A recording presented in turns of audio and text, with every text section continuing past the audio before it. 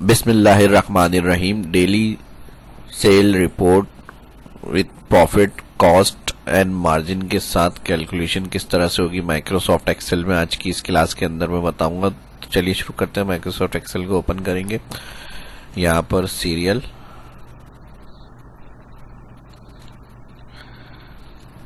Item name,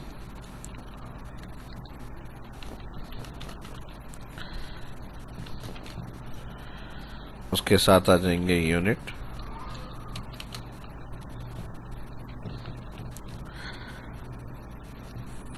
फिर stock,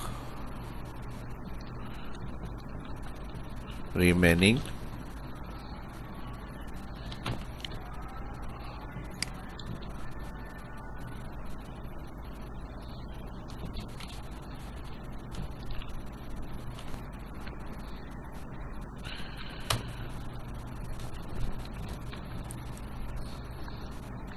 उसके बाद cost, total cost, retail,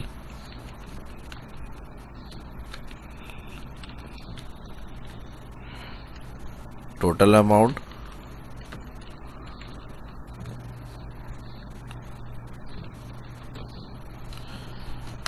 profit, उसके बाद आ जाएगा प्रॉफिट मार्जिन।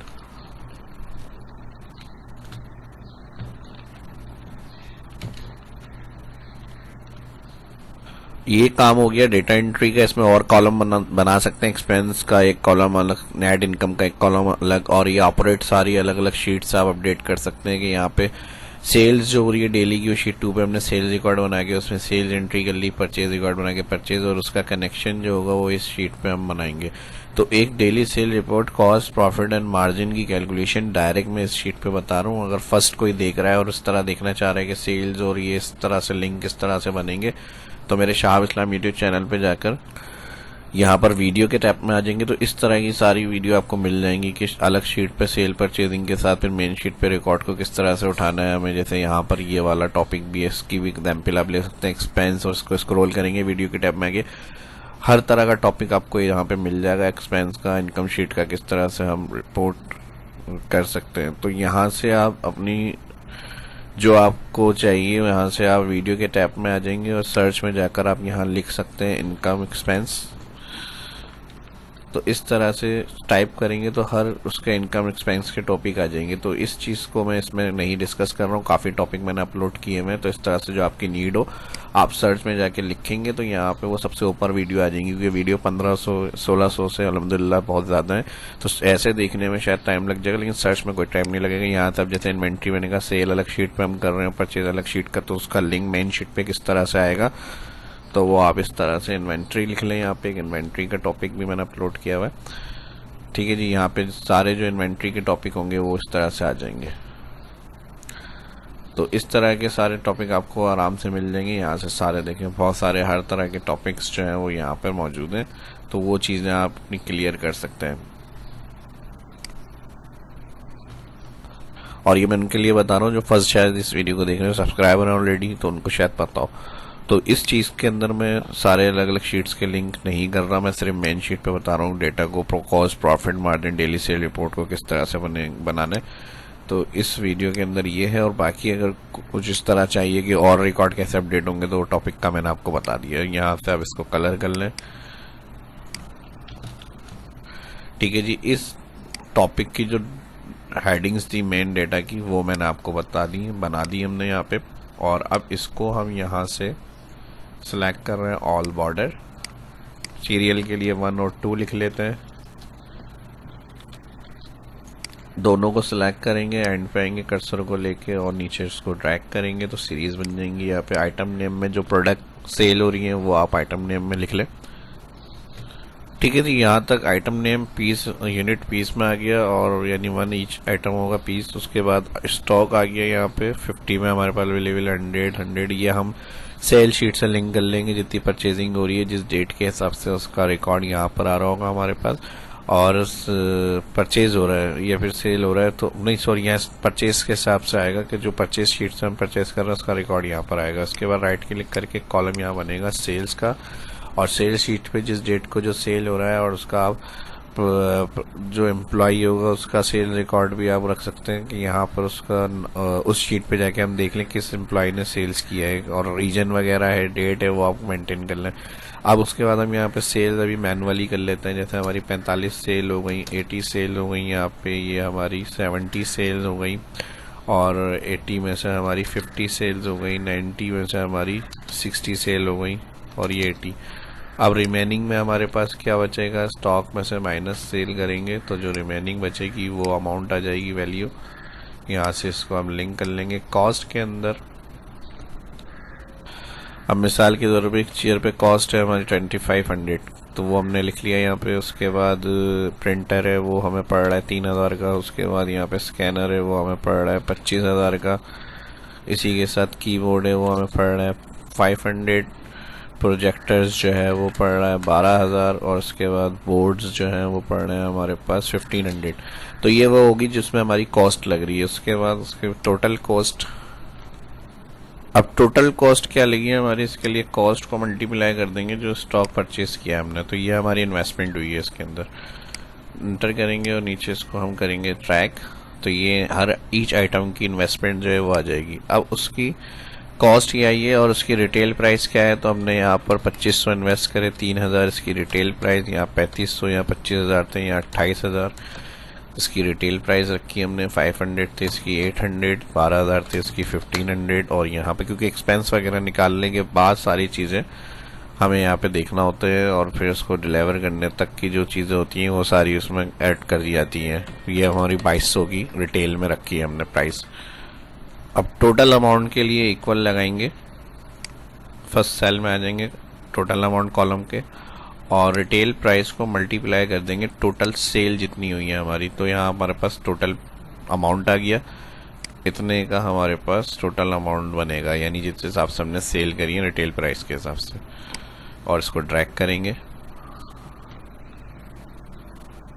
अब यहाँ पे मैंने प्रॉफिट का एक कॉलम बनाया है और उसके साथ जो है प्रॉफिट मार्जिन, तो इधर मैं एक और कॉलम ऐड कर रहा हूँ।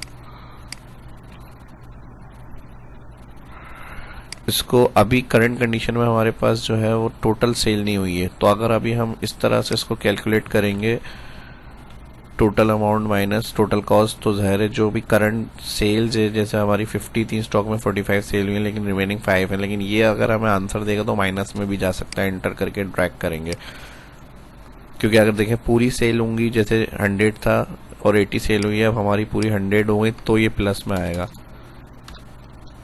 तो इस तरह से पूरी कंप्लीट सेल होने के बाद फिर प्रॉफिट में आ जाएगा ये आपका। लेकिन अगर आप चाह रहे हैं कि आफ्टर सेल की रिपोर्ट पहले आ जाए कि कंप्लीट जो है, अभी जैसे करंट कंडीशन सारी सेल नहीं हुई, रिमेनिंग बाकी है, तो एस्टिमेटेड क्या है, यानी ऑल प्रॉफिट कितना आएगा आफ्टर सेल के बाद, तो यहाँ पर हम हेडिंग इस तरह से रख सकते हैं टोटल प्रॉफिट,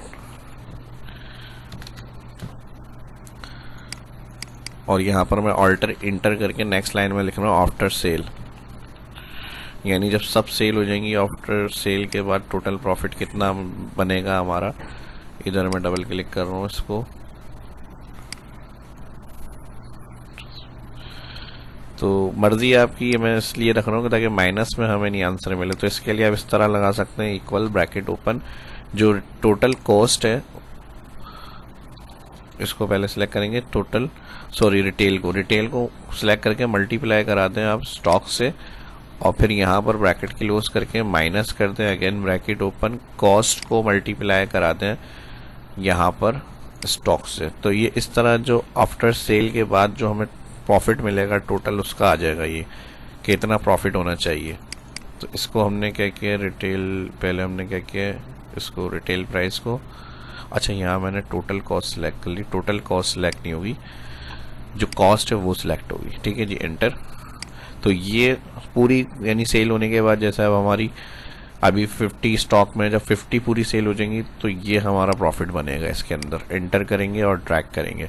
और अगर करंट कंडीशन प्रॉफिट देखनी है तो आप अभी फ़िलहाल जो सेल्स हुए हैं, जितने अभी हमारे रिमेनिंग बाकी हैं, प्रॉफिट करंट के हिसाब से, अभी क्योंकि सारी सेल नहीं हुई है। तो यहाँ पर हम कर लेते हैं करंट प्रॉफिट, ऑल्टर इंटर, और अभी करंट प्रॉफिट के लिए हम क्या करेंगे, टोटल अमाउंट को माइनस कर देंगे टोटल कॉस्ट से। तो अभी करंट प्रॉफिट हमारा ये है, और इसके बाद इंटर और ड्रैग करेंगे तो अभी रिमेनिंग बाकी है। अब जैसे मैं यहाँ पर अगर इसको बढ़ाना चाह रहा हूँ तो देखें, यहाँ से मैं 80 था तो मैंने इसको 90 करा, प्रॉफिट प्लस में आ गया। और अगर मैं सबको सेल कर देता हूँ तो ये वाले कॉलम का प्रॉफिट सेम वैल्यू यहाँ लिखी हुई आएंगी। सबको सेल करने का मतलब यहाँ से 50 नहीं 50 सेल हो गए, कंट्रोल आर कर रहा हूँ मैं, यही tax right side fill, remaining कुछ नहीं बचा, सारी सेल हो गई हमारे पास से। अब देखें जो करंट हमने फ्यूचर में यानी सेल्स चेक कर ली थी, प्रॉफिट ये होगी, वही वैल्यू अब करंट वाले में भी सब लिखी हुई आ गई। तो कंट्रोल जेड की मैंने समझाने के लिए आपको बताया। अभी फिलहाल करंट कंडीशन के हिसाब से जो प्रॉफिट मिल रहा है वो हमारा ये आ रहा है। तो इस हिसाब से ये फार्मूला आप इस तरह अप्लाई कर सकते हैं। और प्रॉफिट मार्जिन के लिए कि हमें क्या मिल रहा है प्रॉफिट मार्जिन, तो यहाँ टोटल प्रॉफिट के हिसाब से हम कैलकुलेट कर लेते हैं इसको। ठीक है जी, इसके लिए मैं इक्वल लगा रहा हूँ प्रॉफिट मार्जिन के लिए, और जो हमारा प्रॉफिट होगा यानी सारी ईच आइटम की सेल होने के बाद जो प्रॉफिट होगा वो सिलेक्ट कर रहे हैं, और उसको हम डिवाइड कर रहे हैं, और डिवाइड कर रहे हैं यहाँ से उसकी सेल प्राइस से, रिटेल प्राइस जो है। ठीक है जी, प्रॉफिट को जो सब बिकने के बाद बचेगा उसकी जो रिटेल प्राइस होगी वो डिवाइड करेंगे, और यहाँ ब्रैकेट क्लोज के बाद मल्टीप्लाई कर देंगे 100। तो जो प्रॉफिट मार्जिन होगा वो हमारा आ गया, और इसको हम ट्रैक कर लेंगे। ठीक है जी। अच्छा माफ़ कीजिएगा, यहाँ सेल गलत क्लिक कर लिया मैंने। यहाँ पे जो हमने सेल सेलेक्ट करा है वो डिटेल प्राइस हो गया। अगर हमें टोटल आफ्टर सेल के बाद देख रहे हैं अमाउंट, तो इसके लिए टोटल कॉस्ट को हम सिलेक्ट करेंगे, जो इन्वेस्टमेंट हुई है इसको सिलेक्ट करेंगे यहाँ पे। और ये भी सही नहीं है, इसका एक और तरीका मैं बताऊंगा। ईच आइटम का प्रॉफिट हमें मार्जिन निकालना है, तो ये भी अभी हम ओवरऑल देख रहे हैं तो इस तरह आ गया, लेकिन ये भी कॉस्ट और रिटेल के हिसाब से नहीं निकलेगा, ये इस तरह से नहीं आएगा। इसके लिए अब जो मैं फार्मूला बता रहा हूँ कि ईच आइटम का जो प्रॉफिट है उसके ऊपर हमें मार्जिन पता चले, तो हम इसके लिए यहाँ पर इक्वल लगाएंगे, डबल ब्रैकेट ओपन करेंगे, और ये जो रिटेल प्राइस सेल आ रहा है इसको सिलेक्ट करके माइनस कराएंगे कॉस्ट। ठीक है जी, रिटेल प्राइस माइनस कॉस्ट, तो प्रॉफिट आ जाएगा कि भाई कॉस्ट 2500 होती है, रिटेल प्राइस 300, तो 500 प्रॉफिट आया। लेकिन अब इसको हमें प्रॉफिट मार्जिन की शक्ल में चाहिए, तो यहाँ पर हम इसका ब्रैकेट क्लोज करेंगे। अच्छा, ब्रैकेट डबल ओपन कर देते हैं बोर्ड मास मेथड से, और डिवाइड कर देंगे इसको अगेन रिटेल प्राइस से, क्योंकि प्रॉफिट मार्जिन हमें परसेंटेज में चाहिए। और फिर ब्रैकेट क्लोज के बाद परसेंटेज के लिए मल्टीप्लाई 100 एंटर। तो ये ईच आइटम का प्रॉफिट मार्जिन हमें इस तरह से निकल के आएगा। ये आ गया सबका अमाउंट हमारे पास। ठीक है जी, जिस प्रोडक्ट का ईच आइटम में हमें प्रॉफिट मार्जिन मिल रहा है वो हमारे पास आ गया। और अगर टोटल ओवरऑल प्रॉफिट मार्जिन चाहिए तो जो इससे पहले वाला स्टेप बताया था मैंने, वो कैलकुलेशन में आप इसको ले सकते हैं। तो ये हो गया हमारा कंप्लीट ए से लेके जेड तक। इसमें अगर कोई कंफ्यूजन या कुछ समझ में नहीं आया तो वीडियो की डिस्क्रिप्शन में कमेंट में पूछ सकते हैं। और अभी तक लाइक नहीं किया तो आप वीडियो को लाइक कर दें, और दोस्तों के साथ भी वीडियो को शेयर करें। सोशल मीडिया के ऊपर भी जो फर्ज है, चैनल को सब्सक्राइब करें। शायद को इजाजत दीजिए, मिलते हैं नेक्स्ट वीडियो में। अल्लाह।